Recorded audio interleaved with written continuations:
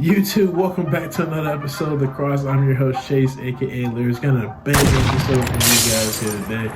A little bit of a slow week this week after the news about the super team over there in Los Angeles pretty much coming together. Before we get into all that, please like, comment, and subscribe on today's video down here.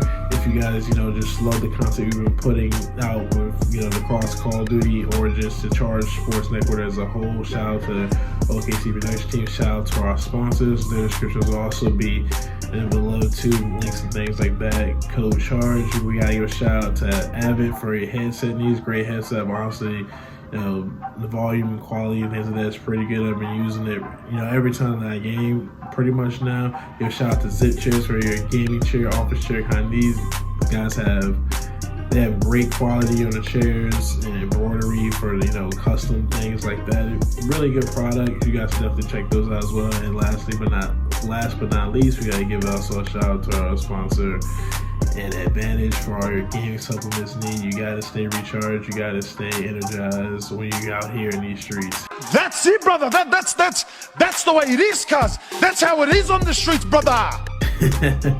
So let's go ahead and break it down and get into today's episode. So like I said, in the intro, a little bit of a slow week. We do have, some changes around the league that Mac is going to be most likely going to Cloud9 alongside Crimp and those guys and, Gentlemates who tried to buy, Scrap and Hydra, and they're pretty much going to take the old Cloud9 roster. They're going to add Lens as well, the French Phenom, so that's going to be their squad of 4.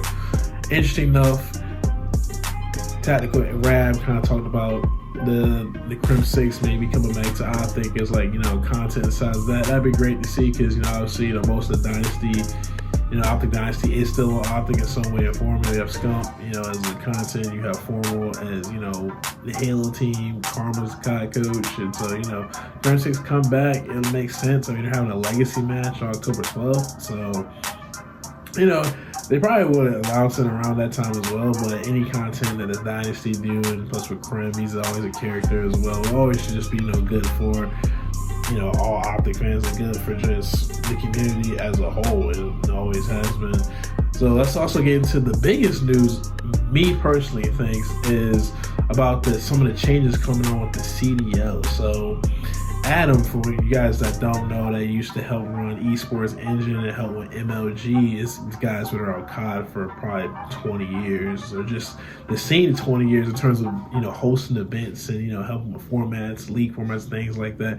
He has announced that he is back, and that is huge news. Me personally, I think, because that means with the CDL pretty much giving back the initial investment to teams, and we're kind of doing away with the city-based theme and things like that, bringing back some of the people who actually help make COD what it is just makes sense from a business standpoint, and just from a esports competitive side for the game standpoint, in terms of just being able to run the league smoother and make changes that make sense in the league so that we can get the best product possible, the best version of competitive Call of Duty. That's what everyone wants, no matter who or you are a fan of. That's just, so we don't want the best product, a finalized, a polished product, and that's all we can really ask for. And so with Adam being back, there's going to be good hopes moving forward. Now, I don't know what changes that he'll be able to make in terms of the league